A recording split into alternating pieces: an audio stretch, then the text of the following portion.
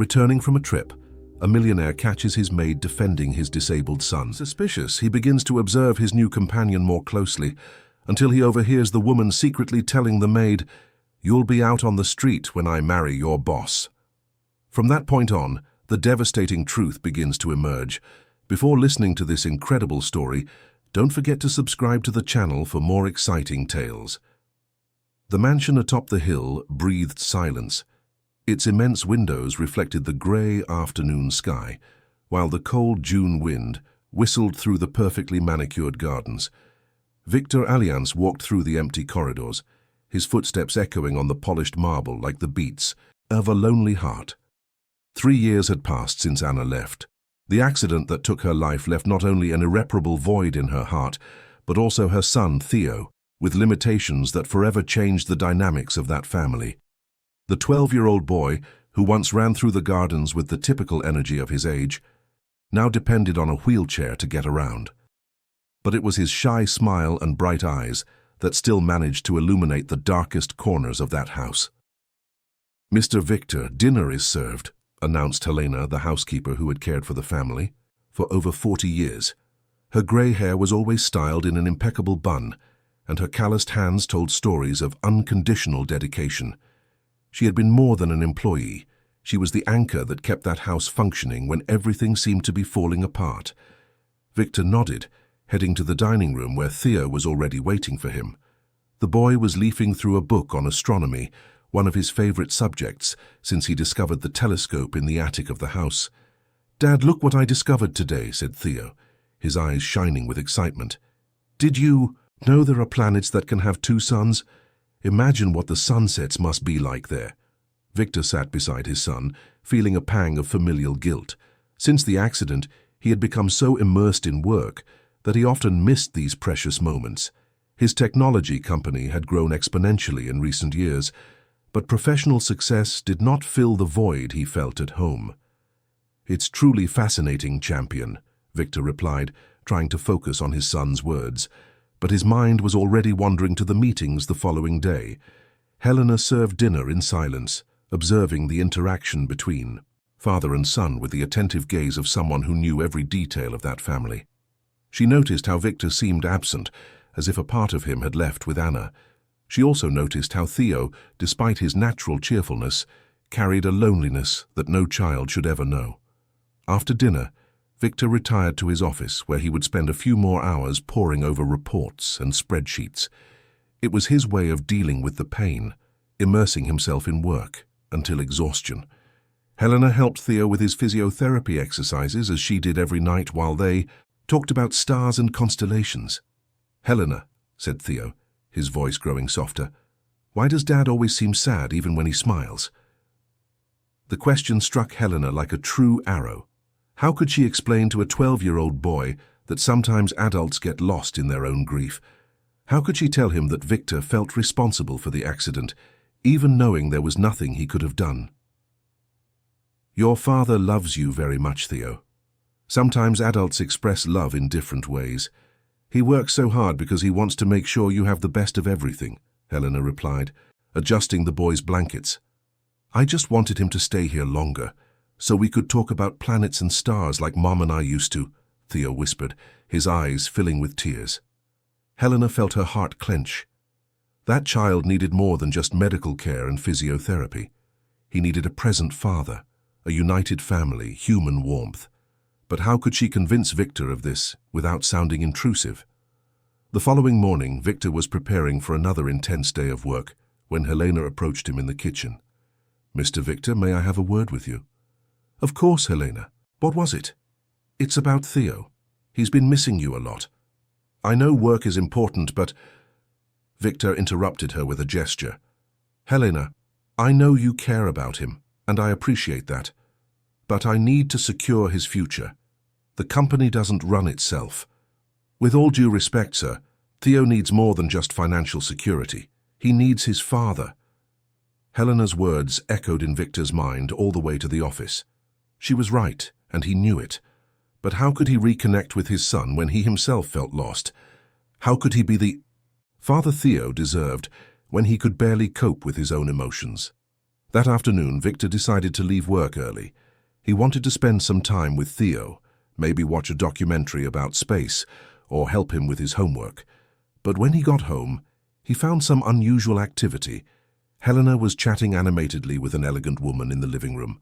The stranger had wavy brown hair, piercing green eyes, and a warm smile that lit up the whole room. She wore a discreet yet sophisticated dress, and her posture radiated natural confidence. "Victor, it's so good you're here," said Helena, standing up. "This is Chiara Muller. She works at the foundation that cares for the rehabilitation of children with disabilities. She came to talk to us about some programs for Theo." Chiara extended her hand with a genuine smile. "Mr. Allianz, it's a pleasure to meet you. Helena told me a lot about you. I hope I can help in some way." Victor was momentarily speechless. There was something about that woman's presence that both reassured and intrigued him. She seemed to radiate a positive energy that he hadn't felt in that house for a long time. "The pleasure is mine," Victor replied, still holding her hand for a few seconds longer than necessary. "Helena, where is Theo?" "He's in his room, doing physical therapy with the new equipment." Chiara brought some interesting suggestions about adaptive exercises. During the conversation that followed, Victor was impressed by Chiara's knowledge of child rehabilitation and development. She spoke passionately about her work, about how each child was unique and deserved a personalized approach. Her ideas were innovative, and Victor found himself genuinely interested in the conversation. "You know," Chiara said, "I've worked with many families who have gone through similar situations. The most important thing is not to let tragedy define the future. Theo has immense potential, and with the right support, he can achieve anything he dreams of." His words touched Victor deeply. It had been a long time since someone had spoken about Theo not as a victim, but as a child with infinite possibilities. When Chiara stood up to leave, Victor felt a strange reluctance to watch her go. "I hope we can meet again," he said, walking her to the door. "I'd really like to know more about these programs." "Of course," Chiara replied, her green eyes sparkling. "Actually, there's a charity event next Saturday. It would be a great opportunity for you to learn more about our work." Victor accepted the invitation without hesitation, feeling for the first time in years a genuine curiosity about something other than work. That evening during dinner, Theo was more animated than usual. "Dad, have you met Chiara? She's amazing. She said she's going to teach me a new exercise that can help me get stronger." Victor smiled, noticing his son's enthusiasm. "Yes, she seems to be a very special person." Helena watched the conversation attentively, noticing something different in Victor's expression. It was as if a light that had been extinguished for years had begun to flicker again. Later, when the house was quiet, Victor found himself on the balcony, gazing at the stars. For the first time in a long time, he felt something other than sadness and guilt. It was a small, almost imperceptible feeling, but it was there. It was hope. She didn't yet know that that afternoon would change the course of their lives in ways she could never have imagined. She didn't know that behind the warm smile and sweet words lay secrets that could shake the foundations of everything she considered true. For now, there was only the promise of better days and the possibility that her family could find happiness again. The five-star hotel ballroom was elegantly decorated, with white flowers and soft lighting creating a sophisticated atmosphere for the charity event. Victor adjusted his tie for the third time, feeling strangely nervous. It had been years since he had dressed up for a social occasion that wasn't business-related. Helena had insisted that he go, and even Theo had shown enthusiasm for the idea. "It'll be good for Dad to get out." "A bit," the boy had said with his precocious wisdom. As soon as Victor entered the hall, he spotted Chiara chatting animatedly with a group of people near the stage. She was wearing a navy blue dress that accentuated her green eyes, and her melodious laughter stood out among the voices in the room. When she saw him, her face lit up with a smile that made Victor's heart race. "Victor, what a joy to have you here," said Chiara, approaching gracefully.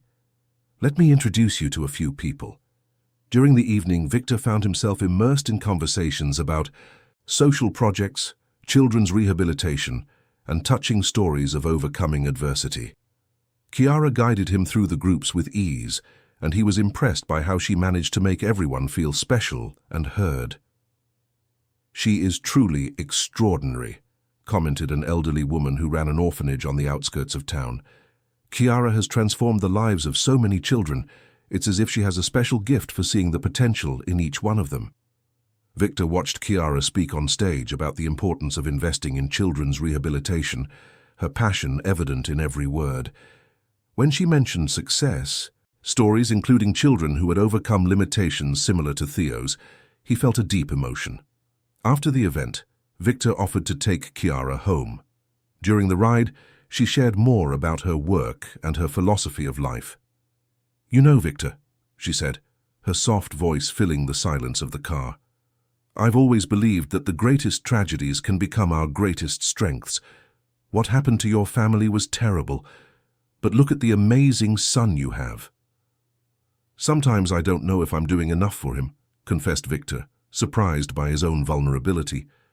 "No father knows," Chiara replied, gently touching her arm. "But the love you feel for Theo is evident. You just need to find different ways to express it." When they stopped in front of Chiara's apartment, she hesitated before getting out of the car. "Victor, may I make a suggestion? How about we organize a specialized physiotherapy session for Theo? I know some excellent professionals who work with innovative techniques." "That would be wonderful," replied Victor, genuinely grateful. "Great, and perhaps I could visit your house a few times during the week to monitor his progress and give Helena some guidance." Victor accepted immediately, oblivious to the subtle expression that crossed Chiara's eyes when she mentioned Helena. The following week, Chiara began visiting the mansion regularly. Her presence brought a new energy to the house. She interacted with Theo in a natural and affectionate way, suggesting activities that motivated him and challenged his abilities. The boy responded positively, showing more willingness to exercise and demonstrating genuine joy. Victor was anxiously awaiting Chiara's visiting hours. She had a gift for making him feel like a better, more present father. During their conversations, she listened attentively to his concerns about Theo and offered practical and hopeful advice. Helena observed everything with growing interest. At first, she had been happy to see the improvement in Victor and Theo's mood. Chiara was polite and knowledgeable and seemed genuinely concerned about the family's well-being. However, some details began to catch her attention. One afternoon, while Chiara was working with Theo in the physiotherapy room, Helena noticed that she was asking a lot of questions about the household routine. She asked about Victor's schedule, about security measures, about the staff, always in a casual and seemingly innocent way. "Helena," Chiara said one day, "you must know many secrets about this. Family. 40 years taking care of them. Imagine the stories you have to tell."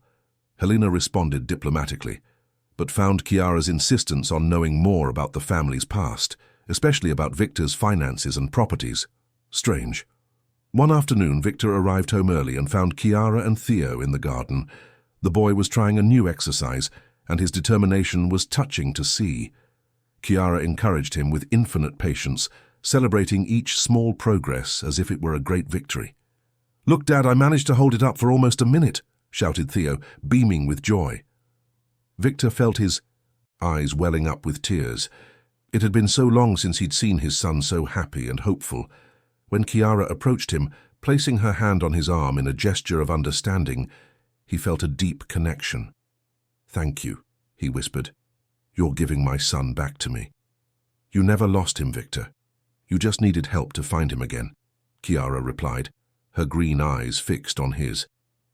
At that moment, Victor knew he was falling in love. The realization hit him like a wave, bringing with it a mixture of joy and guilt. How could he be feeling something like this for another woman when Anna had barely left 3 years ago?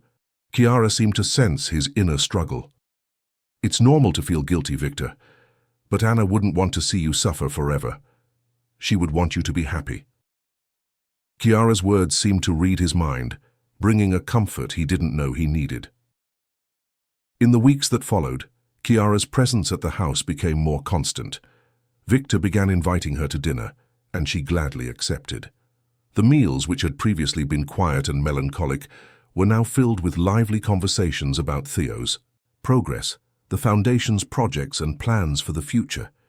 Chiara showed genuine interest in Victor's life, asking questions about his company, his dreams, his concerns. She was an exceptional listener, and Victor found himself sharing intimate details that he hadn't shared with anyone in years.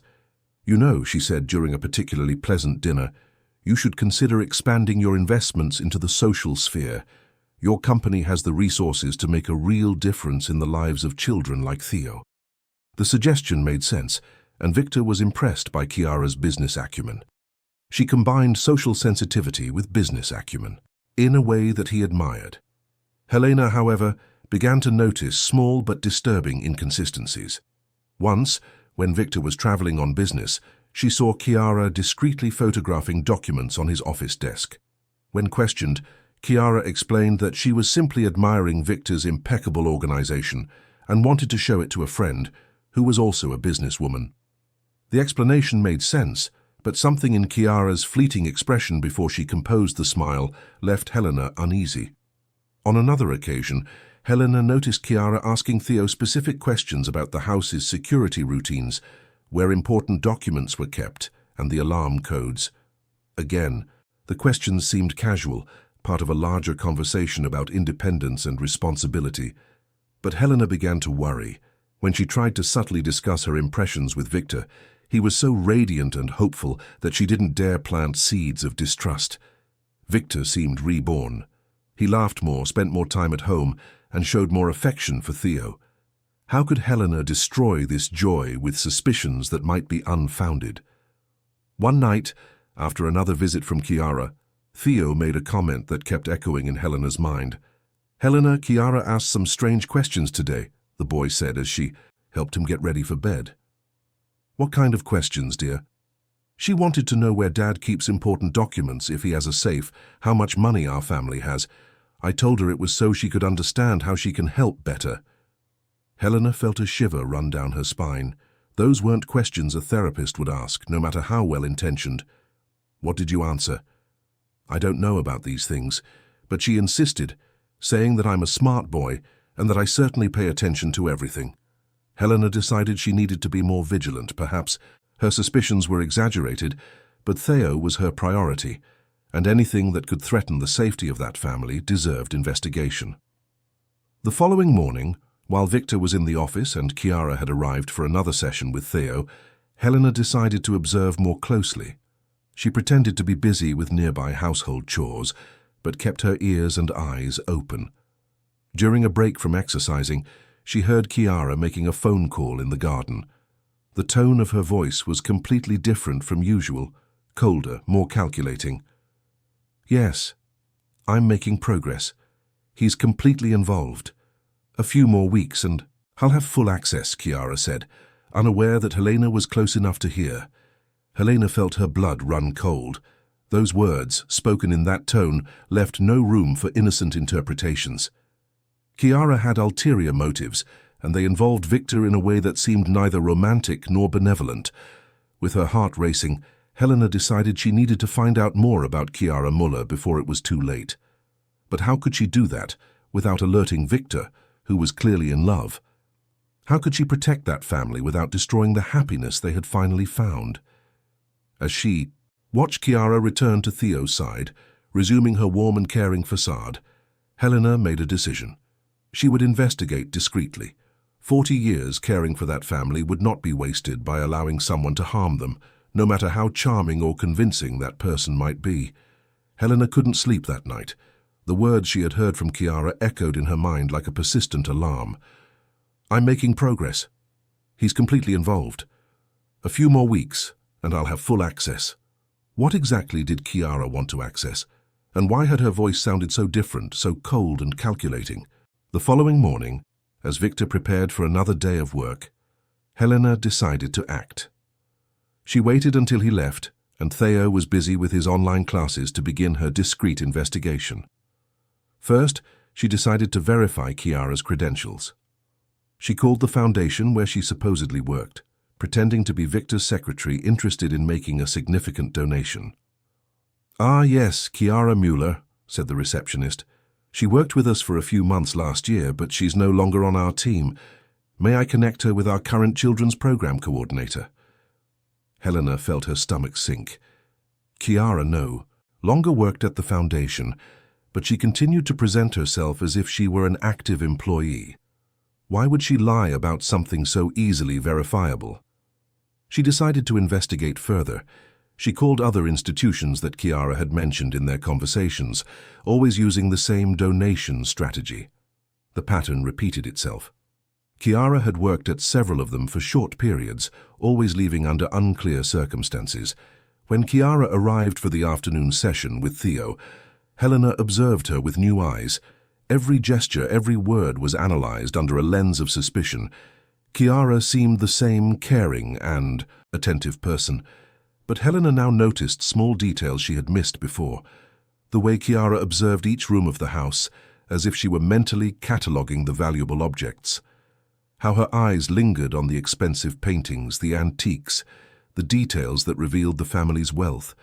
How she asked seemingly innocent questions about Victor's routine, about when he traveled, about how long he was away.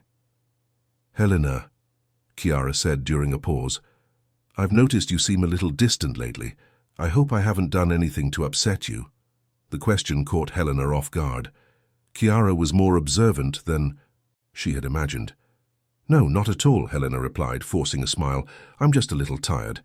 Age catches up with us all." Chiara smiled, but Helena noticed that the smile didn't reach her eyes. "Of course, I understand. It must be a lot of work taking care of such a large house alone." "Not alone," Helena corrected. "I have help with cleaning and gardening." "Ah, yes, of course. But even so, all the responsibility falls on you. Victor is very lucky to have someone so dedicated taking care of his family." There was something about the way Chiara said her family that sounded strange to Helena, as if she didn't consider herself part of that group, just an outside observer planning something.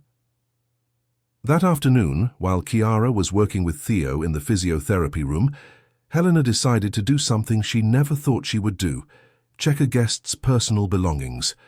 When Chiara left her bag in the entrance hall to get some equipment from the car, Helena quickly examined it. Inside, she found what she expected: wallet, keys, makeup. But she also found something disturbing: a small notebook with detailed notes about the family's routine, Victor's schedule, financial information she shouldn't have access to, and even more worrying, a sketch of the house's layout with specific markings indicating the location of Victor's safe. Helena felt her legs trembling. This wasn't the behavior of a therapist interested in helping a child. This was the behavior of someone planning something far more sinister. Quickly, she photographed some pages with her old cell phone, taking care to leave everything exactly as she found it. When Chiara returned, Helena was in the kitchen, appearing normal while her heart was beating erratically. That night, after Chiara left and Victor arrived home from work, Helena faced a dilemma. How could she tell Victor about her discoveries without sounding like a paranoid maid? Victor had been visibly happier in recent weeks. He laughed more often, showed more affection for Theo, and seemed to have rediscovered the joy of living. How could she destroy that with accusations he might interpret as jealousy or insecurity? During dinner, Helena observed the interaction between Victor and Theo. The boy was excitedly talking about his progress in physiotherapy, about how Chiara encouraged him to try new things, and about how he felt more confident each day. "Dad, Chiara said that maybe I can try using those special canes next week. She thinks I'm strong enough now," Theo said, his eyes shining with hope. Victor smiled, and Helena saw in that smile a piece she hadn't seen in years. How could she destroy that? But at the same time, how could she allow Victor and Theo to be potentially harmed by someone with dubious intentions? After dinner, when Theo was already asleep, Helena decided to try a subtle approach. "Mr. Victor, may I ask a question about Chiara?" "Of course, Helena. What would you like to know?"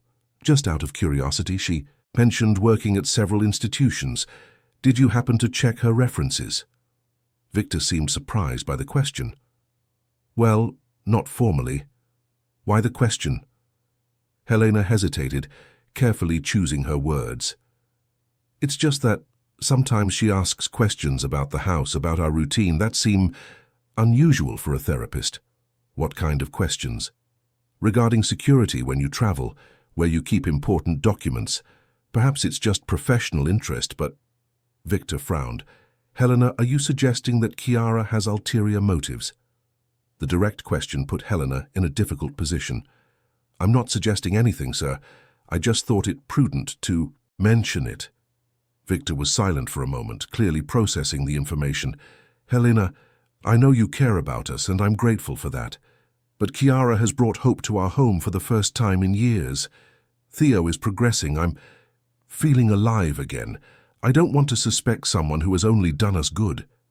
Helena nodded, understanding that Victor wasn't ready to hear her concerns. But that wouldn't make her give up.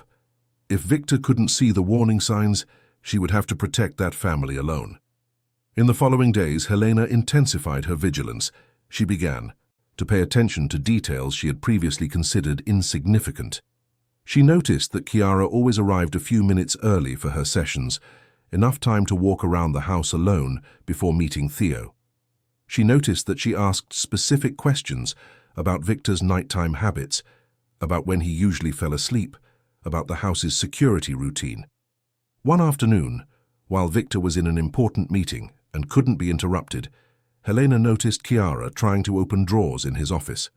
When she asked what she was doing, Chiara explained that she was looking for a piece of paper to take notes on Theo's exercises. I can bring some kitchen paper, Helena offered. Don't worry, I've already found it, Chiara replied quickly, closing the drawer she was trying to open. But Helena had noticed that the drawer was still locked. Chiara hadn't found any paper. She had simply given up trying to force the lock when she was caught. That night, Helena made a drastic decision. She needed more information about Chiara, and to get it, she would have to break some rules.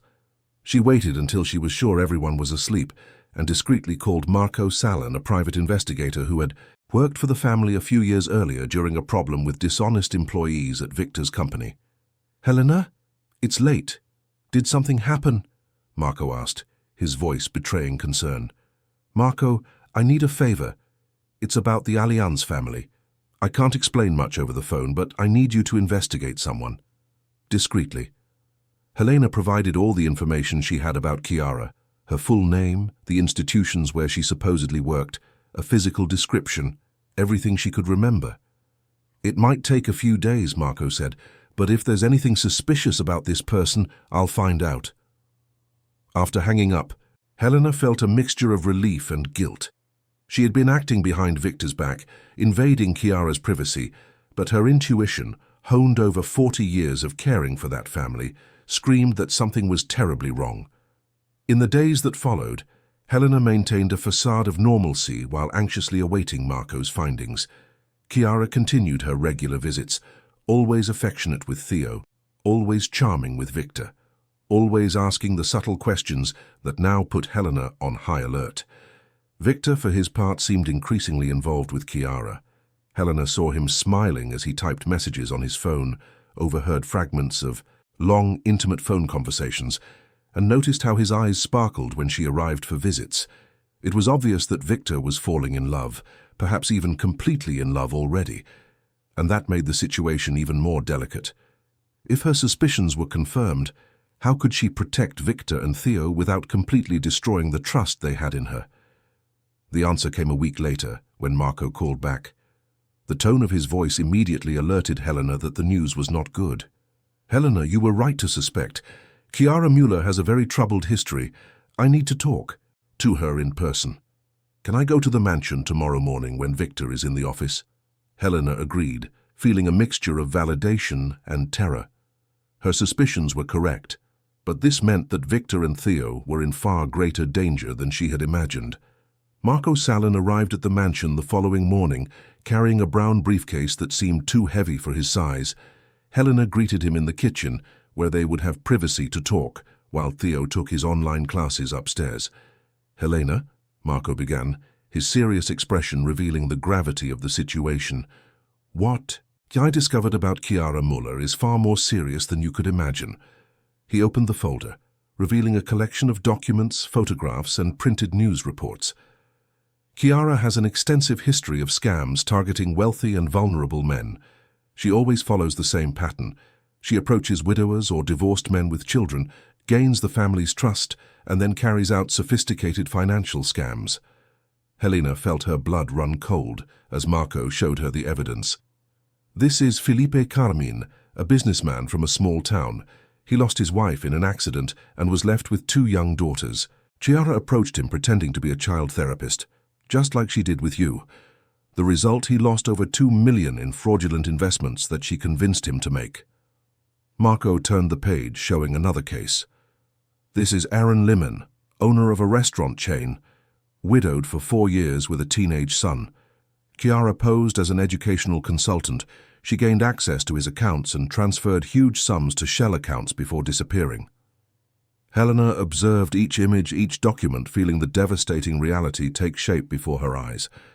How many men did she deceive? These are just the cases I've been able to confirm. There are probably many more, Marco replied. The pattern is always the same. She researches her victims beforehand, finds out about family tragedies, emotional vulnerabilities, and then inserts herself into their lives as the savior. How does she get such detailed information? She has a network of accomplices, people who work in hospitals, funeral homes, law offices. They inform her about families in vulnerable situations, and she chooses her victims based on their financial potential.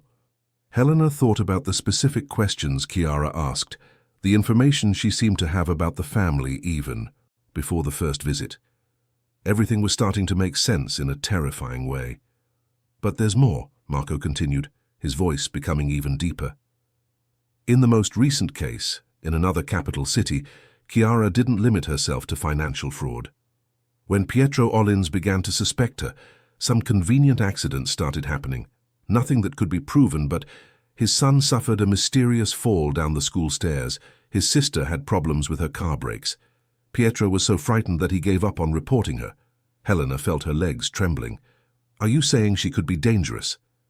I'm saying that when Chiara feels she's losing control of a situation, she can be unpredictable. And from what you've described, she's already very involved in the Alliance family's life. Marco closed the folder and looked directly at Helena. You need to tell Victor immediately. He won't believe it, Helena replied, her voice thick with worry. He's completely in love with her. He'll think I'm making things up out of jealousy or paranoia. Then you need irrefutable proof, something he can't deny or rationalize. At that exact moment, they heard the sound of Chiara's car arriving at the entrance of the mansion. It was earlier than usual. She shouldn't be here right now, Helena murmured, looking out the window. Marco quickly put the documents away. I'm going out the back door. Continue acting normally, but be extremely careful. If she suspects you're investigating... He didn't finish the sentence, but the implication was clear. Helena accompanied him to the back exit, her heart pounding erratically. When she returned to the kitchen, Chiara was already in the house, chatting animatedly with Theo in the main room. There was something different about her energy today, an intensity that Helena hadn't noticed before. Helena, Chiara called out when she saw her. It's so good you're here. I have wonderful news. Helena approached, forcing a smile. What's new? Victor invited me to spend the weekend here at the mansion. He said it would be good for Theo to have constant company during his rehabilitation exercises. Helena felt her stomach sink. Chiara would be spending the entire weekend at the house, with complete access to the family's routine, the bedrooms, Victor's documents. It was the perfect opportunity for her to execute whatever plan she had been hatching. How wonderful, Helena managed to say, struggling to keep her voice steady. And there's more, Chiara continued, her green eyes gleaming with an almost predatory intensity. Victor mentioned the possibility of me moving here permanently, to help with Theo full-time. The words hit Helena like a punch to the gut. If Chiara moved into the mansion, it would be virtually impossible to protect Victor and Theo. She would have unlimited access to everything. Bank accounts, important documents, the family's complete routine. This is very sudden, Helena commented, trying to maintain a casual tone. Chiara laughed, a sound Helena had once found melodious, but which now sounded calculated.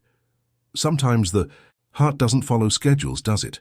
Victor and I developed a very special connection. He said he can't imagine his life without me. Throughout the rest of the morning, Helena observed Chiara with new eyes, now knowing the truth about her past. Every affectionate gesture towards Theo seemed staged. Every smile directed at Helena seemed fake. Every question about the house seemed like a probe for valuable information. When Victor arrived for lunch, something unusual, since he rarely came home in the middle of the day, Helena understood that Chiara had orchestrated the meeting. "Helena, Chiara told me about the proposal I made," said Victor, his face radiant with happiness. "I know it's a big change, but I feel it's the right thing to do. Chiara has been a blessing to our family." Helena forced a smile, watching Chiara snuggle up next to Victor on the sofa. The scene seemed perfect, the man in love, the woman affectionate, the child happy. But Helena now knew it was all a carefully constructed illusion. "Of course, Mr. Victor, if that's what makes you happy," she replied, each word weighing heavily in her throat. After lunch, Victor returned to the office, but not before tenderly kissing Chiara's forehead, in a display of affection that made Helena feel nauseous, knowing what she knew now. As soon as they were alone, Chiara changed subtly. Not drastically, she was too experienced for that, but Helena, now alert to the signs, noticed the change in her posture, tone of voice, and expression in her eyes. "Helena, I need to talk to you about some changes that will happen when I move here," said Chiara, her voice taking on a slightly authoritative tone. "Changes?" "Yes. I believe it will be better for Theo to have more independence. He depends on you too. Much, and that may be hindering his development. Perhaps it's time for you to reduce your responsibilities towards him." Helena felt a wave of indignation, but managed to control it. "Theo needs special care. I know his every need." "That's exactly why," Chiara replied, a cold smile on her lips. "You treat him like an invalid. I want him to see himself as a normal, capable, and independent child." It was a clever manipulation, using Theo's well-being as justification to push Helena away. And Helena knew that, presented to Victor in this way, he would likely agree. "Furthermore," Chiara continued, "Victor mentioned that he has been considering modernizing the staff at the facility. Perhaps it's time to bring in younger people with expertise in specialized care for children with special needs." The threat was clear. Chiara wanted Helena out of the house, and she was beginning to plant the seeds of that idea in Victor's mind. Helena realized she was facing a far more dangerous and experienced adversary than she had imagined. Chiara wasn't just an ordinary con artist. She was a sophisticated psychological manipulator who knew exactly how to systematically dismantle a family's life. That afternoon, while Chiara was working with Theo, Helena made a desperate decision. She needed concrete and irrefutable evidence of Chiara's plan, something that not even Victor's passionate heart could deny. She decided to discreetly install a recording device in Victor's office. If Chiara was planning something related to the family finances, she would eventually try to access documents or make compromising calls from that location. It was a violation of Victor's privacy, something that went against all her principles as a loyal employee. But Helena knew that sometimes, to protect the people we love, we need to do things we wouldn't normally do.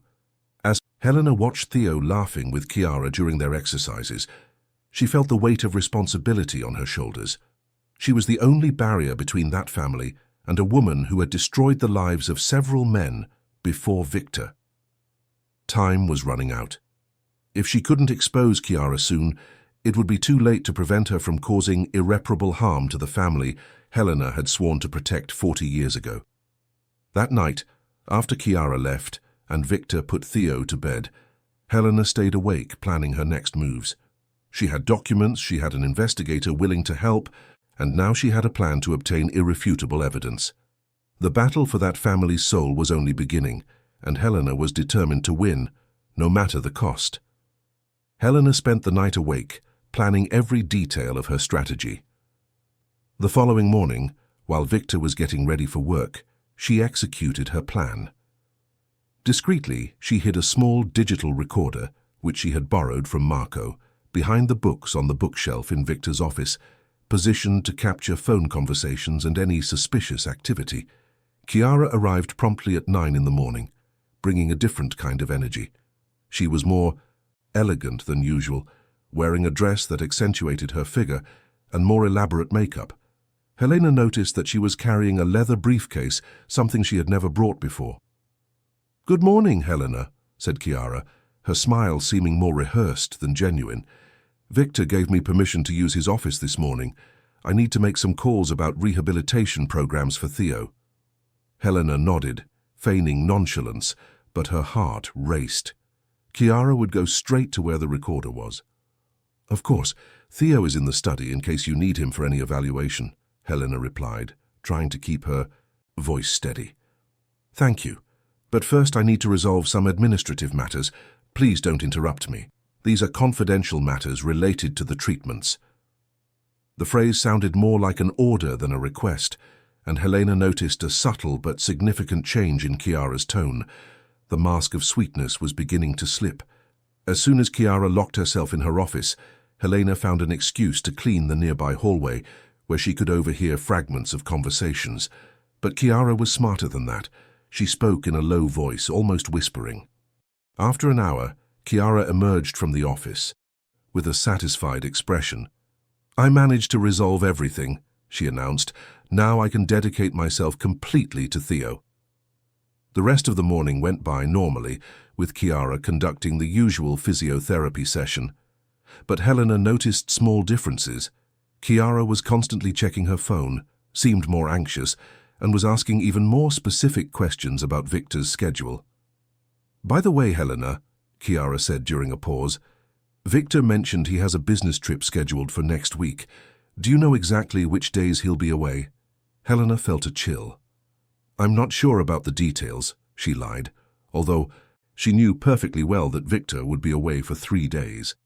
"What a shame," said Chiara, but Helena noticed a strange glint in her eyes. "It will be important for Theo's progress to have intensive sessions during these days. Perhaps I should stay here at the house to give him full support." The suggestion was presented as concern for Theo, but Helena realized the true intention. Chiara wanted full access to the house during Victor's absence. After Chiara left, Helena rushed to the office to retrieve the recorder. Her hands trembled as she rewound the device, praying that it had captured something useful. The first part was just the sounds of movement, drawers being opened and closed. Then, a phone call. Chiara's voice, but completely different from the sweet and affectionate tone she used with her family. "Yes, I'm in. Access to the main accounts will still take a few days, but I've managed to get some preliminary information. The amount is even higher than we thought. Yes, he's completely involved. He believes every word I say. The maid might be a problem, but I have a plan for that too." Helena felt her blood run cold. There was a pause, and then Chiara continued. "His trip next week will be perfect. 3 days alone in the house, full access to the documents, and enough time to set up the transfers. No, we won't repeat last time's mistake. This time, when we leave, he won't be able to track anything." Another pause, probably listening to someone on the other end of the line. "The child? That won't be a problem.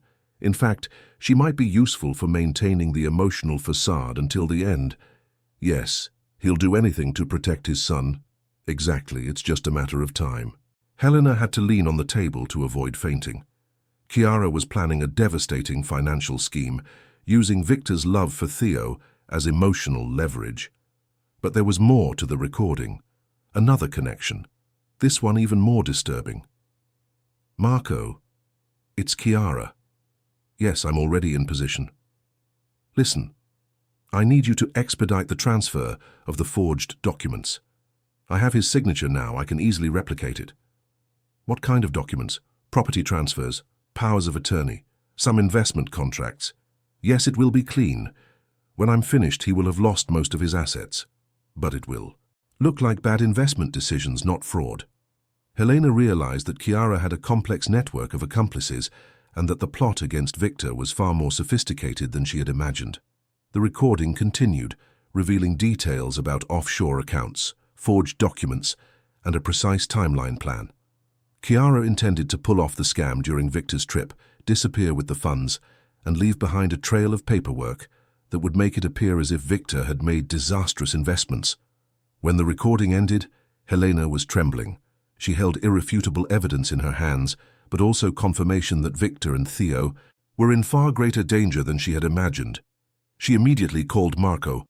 "I did it," she said, her voice choked with emotion. "I have the proof we needed." "Great, Helena. Can you meet me at the cafe near the mall? We need to decide how to approach Victor with this information."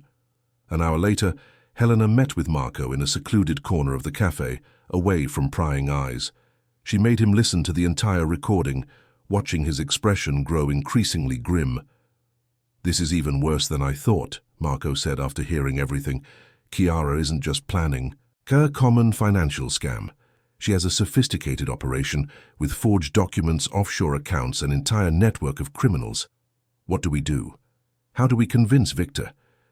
With this evidence, he'll have to believe us. But we need to be careful about the timing. If Chiara suspects she's been discovered before we can completely protect Victor."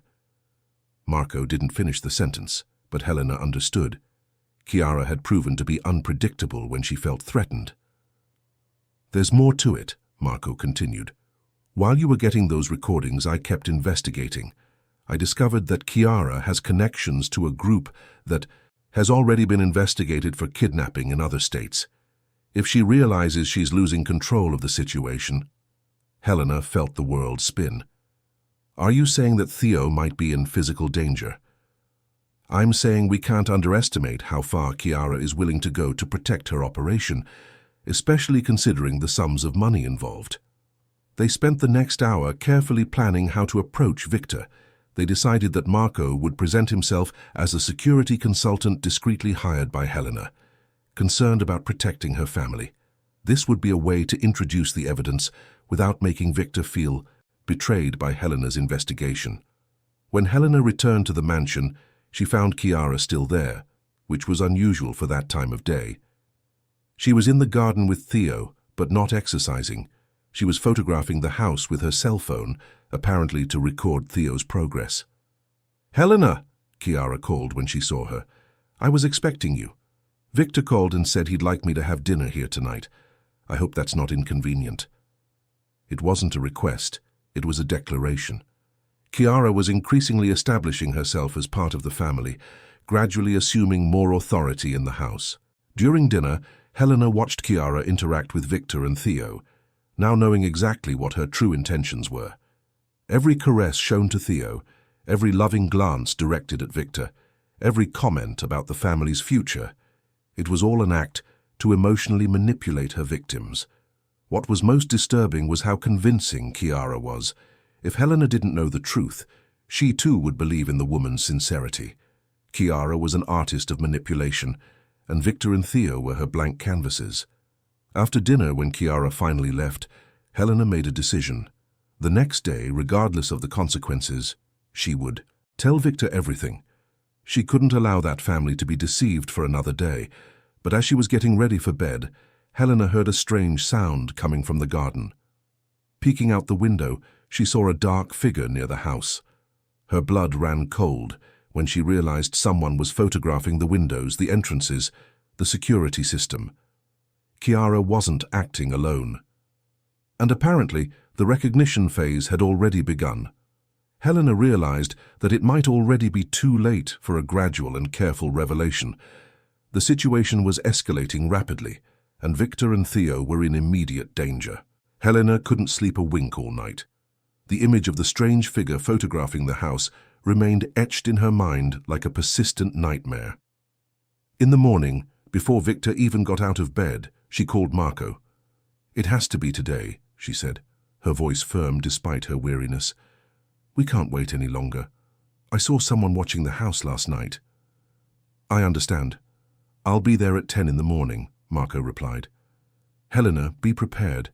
Victor might react badly initially. Men in love don't want to hear uncomfortable truths." When Victor came down for breakfast, Helena noticed he was more cheerful than usual, humming softly a song she hadn't heard in years. The contrast between his happiness and the storm that was coming made Helena's heart clench. Helena, I have news, said Victor, sitting down at the table with a radiant smile. Chiara and I talked a lot last night. I'm seriously thinking about proposing to her. The words hit Helena like a punch to the stomach. House, marriage. But Mr. Victor, you've only known each other for a few months. I know it might seem hasty, Victor replied, his eyes shining in a way Helena hadn't seen since before the accident. But sometimes you just know, don't you? Chiara brought light back into our family. Theo adores her. She makes me feel alive again. Why wait? Helena fought against the panic that threatened to overwhelm her. Mr. Victor, may I speak with you in private? It's important. Victor frowned, noticing the urgency in her voice. Of course, Helena. What is it? Before Helena could answer, the doorbell rang. It was Marco, arriving earlier than planned. Are you expecting someone? Victor asked. Actually, yes, said Helena, taking a deep breath. Mr. Victor, what I'm about to tell you may be difficult to hear, but I need you to listen with an open mind. Victor followed Helena to the door, where Marco was waiting for them with a serious expression. Victor Allianz? I'm Marco Salin, a private investigator. At Helena's request, I conducted an investigation into Chiara Müller. I need to speak with you urgently. Victor looked from Helena to Marco, confusion and irritation growing in his expression. Investigation? Helena, what's going on here? Please, Mr. Victor, Helena pleaded. Let us explain. It's for your safety and Theo's. Reluctantly, Victor led them into the living room, his mood changing drastically. All right, explain yourselves, and you'd better have a very good justification. Marco opened his briefcase, revealing the same collection of documents he had shown Helena. Mr. Allianz, Chiara Müller is not who she claims to be. She has an extensive history of scamming men in situations similar to yours. That's ridiculous, said Victor, standing up abruptly. Chiara is a respected professional. She's been working in child rehabilitation for years. She doesn't work, Marco interrupted, showing the documents. She was fired from every institution where she was employed due to suspicious behavior. Furthermore, she defrauded at least 5 men out of millions of dollars in the last 3 years. Victor looked at the documents, but his face expressed more anger than concern. How dare you investigate my personal life behind my back? He addressed Helena. 40 years of trust, and you do this? Mr. Victor, I was trying to protect you, Helena said, tears beginning to well up in her eyes. Please, just listen to the evidence. Marco showed him the photographs, the news reports, the testimonies from previous victims. Gradually, the anger on Victor's face began to give way to disbelief, then to concern. But she's so affectionate with Theo. How could she be faking all this? That's exactly how she operates, Marco explained.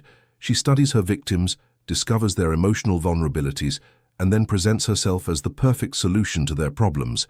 Helena decided to play her strongest card. Mr. Victor, yesterday I managed to record a phone conversation Chiara had in your office. With trembling hands, she touched the recording. Chiara's voice, cold and calculating, echoed through the room, revealing her plans to steal Victor's assets, use Theo as an emotional tool, and disappear with a fortune.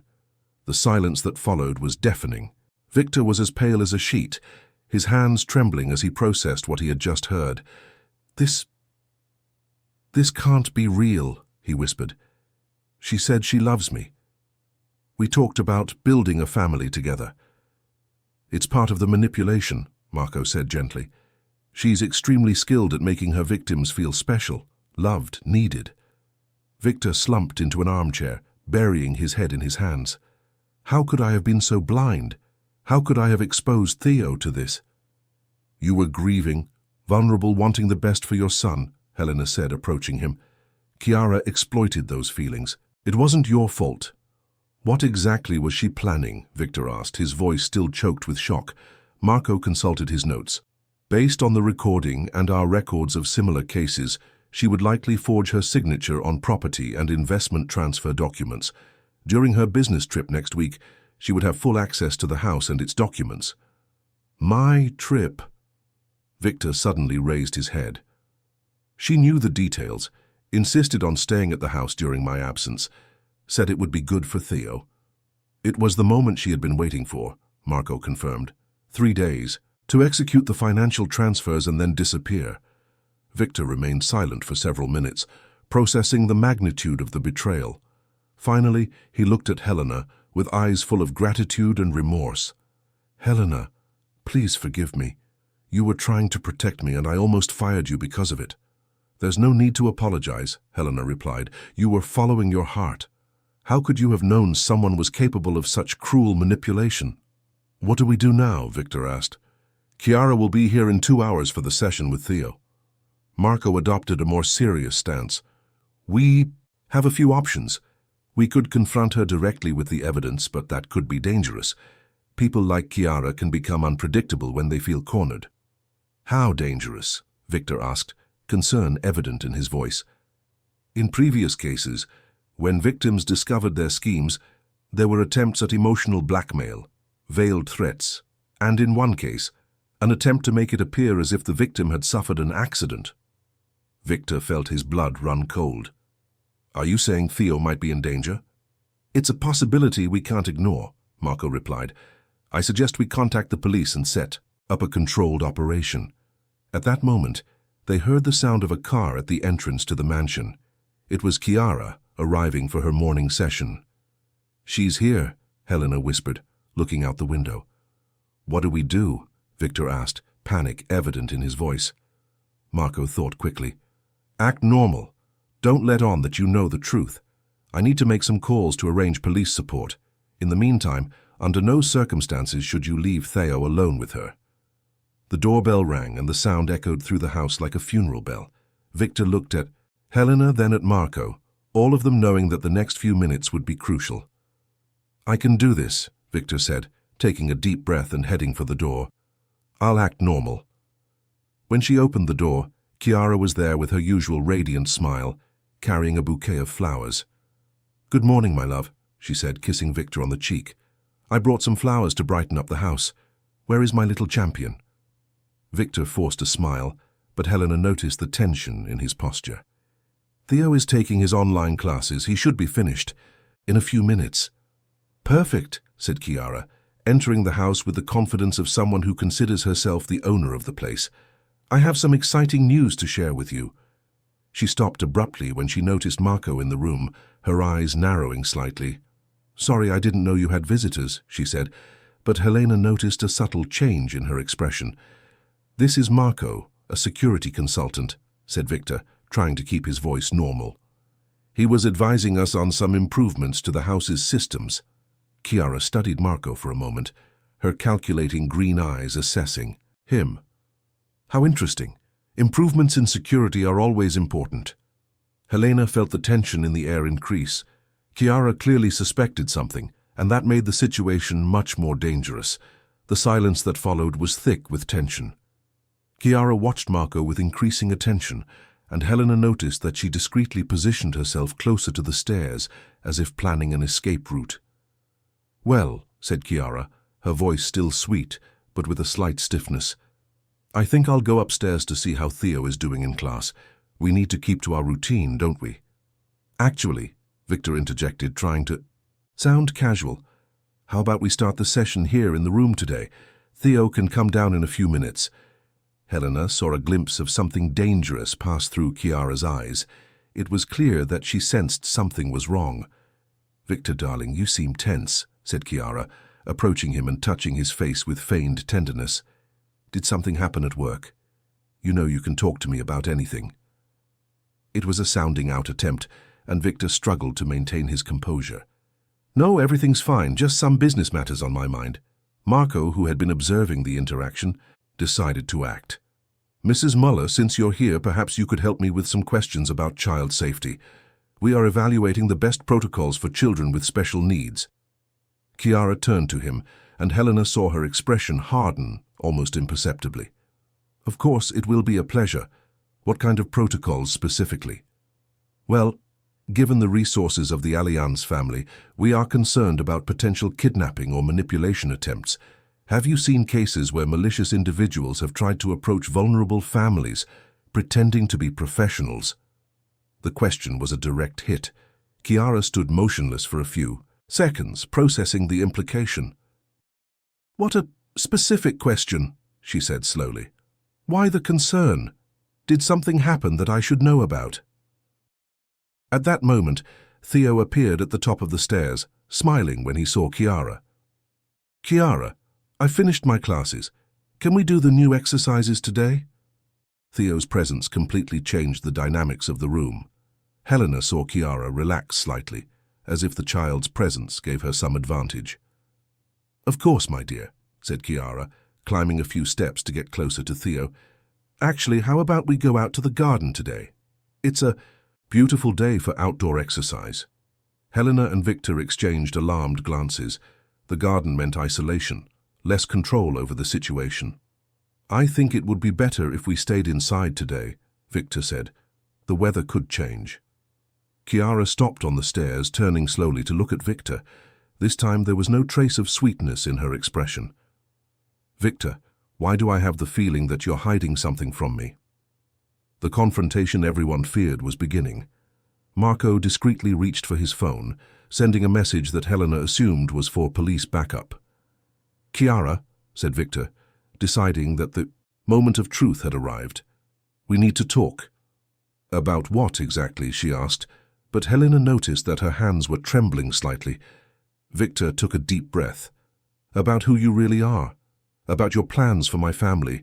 About the other men you've deceived. The silence that followed was deafening. Chiara stood completely still like a predator assessing her next move. Theo, sensing the tension, descended a few steps, confused. Dad! What's going on? Why does everyone seem angry? That's when Chiara made her desperate move. Quickly she turned and grabbed Theo's arm, not violently but firmly enough to stop him from going any lower. Theo, darling, she said, her voice returning to its sweet tone, but with a menacing undertone that everyone in the room noticed. How about we go to your room? It seems the adults need to clear up some misunderstandings. Release my son, Victor said, his voice low but full of authority. Let go? Chiara laughed, but it was a humorless laugh. I'm not hurting anyone. I'm just taking care of Theo, like I always do. Marco stepped forward. Mrs. Muller, don't complicate the situation any further. We already have enough evidence. Leave the child alone and we can talk civilly. Evidence? Chiara repeated, her eyes narrowing dangerously. What kind of evidence? Helena decided it was time to lay all the cards on the table. We know about Felipe Carmen, Aaron Lehman, Pietro Ollins. We know about their accomplices, their offshore accounts, their plans to rob Victor during his trip. Chiara remained silent for a long moment, her mask finally slipping completely. When she spoke again, her voice was utterly different, cold, calculating, with no trace of the caring woman who had charmed Victor.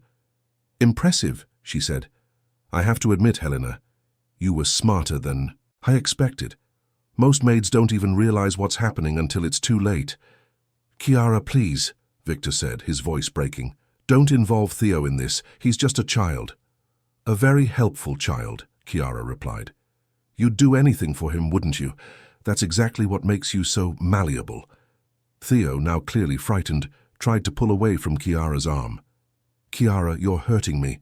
Why are you talking like that? Sorry, dear, said Chiara, loosening her grip but not letting go. Adults can be tricky sometimes. Marco took advantage of the moment of distraction to get a better position. Mrs. Muller, the police are already on their way. There's no escaping this situation. The best thing you can do is cooperate. Chiara laughed again, a sound that now sounded genuinely disturbing. The police? Based on what? Some recordings that could easily have been fabricated, some documents showing that I worked for various institutions. She was right, Helena realized. Although they had strong circumstantial evidence, proving legally that Chiara had committed specific crimes against Victor would be difficult, since she hadn't yet carried out her plan. But you forgot something important, Chiara continued. I spent months studying this family. I know exactly where Victor keeps his most important documents. I know all the passwords to his systems. I have access to information that could ruin not only him, but his entire company. It was blackmail, pure and simple. So here's my proposal, she said, her voice taking on a negotiating tone. Victor will transfer a specific amount, say 5 million, to an account I'll provide. In exchange, I'll disappear from your lives and forget everything I know about your business." "What if he refuses?" Marco asked. Chiara smiled, but it was a cold smile. "Well, it would be a shame if some compromising documents about Allianz's business practices were to reach competitors, or if something happened to Theo during one of our physiotherapy sessions." The veiled threat made Victor turn pale. "You wouldn't dare. Do you really want to find out?" It was then that Helena made a decision that surprised everyone in the room. "Chiara," she said, her voice firm and determined, "you made a mistake." "What mistake?" "He underestimated the power of a maid who dedicated 40 years of her life to protecting this family." Helena pulled out her cell phone, pressing a button. Immediately, Chiara's voice echoed through the room, not the office recording, but a new recording of the last words she had spoken.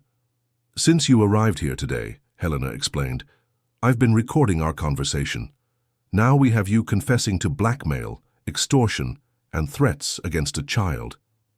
Chiara paled. That's illegal. Recording without consent." "But it's admissible in court when it comes to protecting a child in danger," said Marco, smiling for the first time since he arrived. That's when they heard sirens approaching. Marco had discreetly contacted the police when the situation began to escalate. Chiara looked around the room, realizing her options were dwindling. For a moment, Helena feared she might try something desperate with Theo, but then the woman seemed to wilt as if the entire fight had left her. "Theo, darling," she said, letting go of his arm, "I think it's time for me to go." Theo ran into Victor's arms, clearly confused and frightened by everything he had witnessed. "Why?" Victor asked, his voice heavy with pain and betrayal. "Why did you do this? Why did you pretend to care about us?" Chiara looked at him for a long moment, and for a split second Helena saw something that could have been remorse in his eyes. "Because that's what I do," she said simply, "and you've made it too easy." The siren stopped in front of the house, and firm footsteps approached the door. The investigation, the evidence, and now the recorded confession would be enough to ensure that Chiara faced the consequences of her actions. As the police entered the house and Marco explained the situation, Helena held Theo's hand, who was trembling in his father's arms. "Everything is all right now," she whispered. "You are safe." But Helena knew that although the immediate threat had passed, the real healing work was only beginning. Victor would have to deal with the betrayal and manipulation. Theo would have to process the confusion of what he had just witnessed, and they would all have to learn to trust again. The storm had passed, but its consequences would still be felt for a long time. 3 months later, autumn had arrived at the mansion with its golden palette, transforming the gardens into a spectacle of warm colors. Victor walked down the main hallway, but now his steps no longer echoed with the loneliness of before. There was life in that house again, a pulse of hope that he had thought he had lost forever. "Dad, come see this!" Theo shouted from the conservatory they had converted into a small observatory.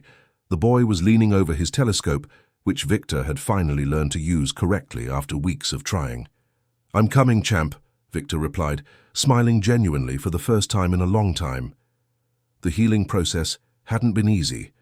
The first few weeks after Chiara's arrest were marked by nightmares for Theo, distrust, and a feeling of violation that seemed to permeate every corner of the house. Helena had been the cornerstone throughout the entire process. Her wisdom and constant presence helped Victor understand that what happened was not his fault, but rather the result of the calculated manipulation of an unscrupulous person. "Mr. Victor," said Helena, approaching with a tray of hot tea. "Marco called. Chiara's trial has been scheduled for next month. He also said that the other victims she deceived are recovering well." Victor nodded, feeling a mixture of relief and sadness. Through his investigations, he had discovered that Chiara had victimized at least 5 families over the past few years, always following the same pattern, identifying widowed or divorced men with children, gaining their trust and then carrying out her elaborate scams. "And what about that new therapist you mentioned to Theo?" "Dr. Sophia's coming on Tuesday," Helena replied. "She comes highly recommended, and unlike, well, She has verified credentials and has worked at a clinic that's been established for 20 years. Victor smiled sadly. They had learned to be more cautious, but not to the point of completely shutting themselves off from the world. It was a fine line between protection and isolation. In the conservatory, Theo was beaming.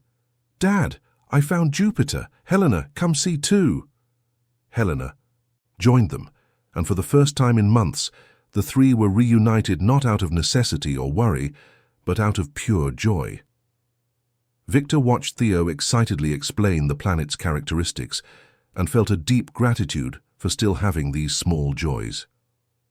"You know, Theo," said Victor, adjusting the telescope's focus, "your mother would love to see how you've become such a talented astronomer." "Do you think she can see the stars from where she is?" Theo asked, with the touching innocence that even after everything they had been through he still retained. "I'm sure of it, and I'm sure she's proud of you." Helena watched the conversation with tears in her eyes. Victor had finally learned to talk about Anna without being completely consumed by grief. The family therapy process they had begun was bearing fruit. That night, after Theo fell asleep, Victor and Helena sat in the living room, something they rarely did before the whole situation with Chiara. "Helena," said Victor, "I know I've said this before, but I need you to know how grateful I am. You not only saved our family from a terrible situation, but you helped me understand that I need to be more present in Theo's life. Mr. Victor, in my 40 years in this house, I've seen many changes, but the transformation I've witnessed in the last few months, it's as if you two have rediscovered each other." "That's true. In a way, Chiara, even with all her lies and manipulations, forced us to confront problems that had been rooted for years. My emotional detachment, my difficulty coping with loss, Theo's need for a present father." Helena nodded. "Sometimes crises, however painful they may be, can lead us to better places than we were before." "I've been thinking," Victor continued, "about making some changes at the company, delegating more, working from home a few times a week. Theo is growing up fast, and I don't want to miss any more important moments." "That would be wonderful," said Helena, smiling. "And Helena," Victor hesitated for a moment, "I've also thought of something for you. I know you're years past retirement age, but you're still here out of dedication to your family. I want to make a deal. You would stay with us, but with reduced responsibilities and increased salary, and complete freedom to travel and do the things you've always wanted to do." Helena was moved. "Mr. Victor, this house is my family. I don't know where else I'd be." "Okay, it's settled then, but promise you'll take that European vacation you've always dreamed of." The next morning, Victor woke up without the familiar weight on his chest. For the first time in years, he felt optimistic about the future. He found Theo in the kitchen, helping Helena prepare pancakes. "Dad," said Theo excitedly, "Helena is teaching me her secret pancake recipe. She said it's a family tradition to pass it on." Victor felt his heart warm. Family. They were still their family, perhaps different from what it had been before, but strong and united in a way they hadn't been in a long time. The phone rang, and Victor answered. It was Marco, with good news about the progress of Chiara's case. The evidence was solid, and she would likely receive a substantial sentence. "How is Theo coping with everything?" Marco asked. "Surprisingly well," Victor replied. "Children are more resilient than we think, and having a normal routine has helped a lot." After hanging up, Victor joined his family in the kitchen. As he watched Theo laugh at Helena's stories about her past culinary adventures, he understood that they had not only survived the storm, but emerged from it stronger. The mansion atop the hill no longer breathed silence. It breathed life, hope, and the promise of better days. The windows no longer reflected a grey sky, but let in the golden light of a new dawn for the Allianz family. End of story. Dear listeners, we hope that the story of Victor, Theo, Helena, and Rose has deeply touched you. This journey of overcoming challenges, family, and the strength of unconditional love reminds us that even in the darkest moments, hope and mutual protection can guide us towards the light. If you were moved by this narrative, don't forget to subscribe to our channel and like the video. We have a special playlist with equally captivating stories waiting for you. Click here to discover more accounts that celebrate the strength of the human heart. Every day we bring you unique stories that explore the complexities and beauties of life. In the comments, tell us which moment in the story moved you the most. We look forward to reading your reflections.